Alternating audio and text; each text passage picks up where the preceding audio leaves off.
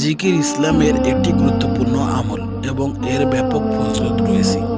জিকিরের মাধ্যমে মুমিন আল্লাহর নিকট নৈকট্য লাভ করে এবং তার অন্তরে শান্তি ও প্রশান্তি আসে। আমি একটি জিকির ও তার ফজিলত সম্পর্কিত আলোচনা করলাম।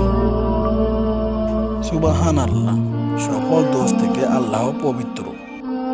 সুবাহান আল্লাহ এটি এমন একটি আমল যার ফজিলত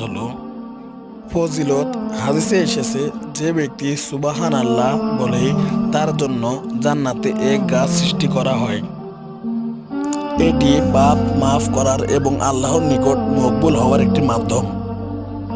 নবী সাল্লাল্লাহু আলাইহি ওয়াসাল্লাম বলেছেন, যে ব্যক্তি সকালে 100 বার সুবহান আল্লাহ বলবে তার পাপ মাফ করে দেওয়া হবে, যদিও তা সমুদ্রের ফেনার মতো হয়।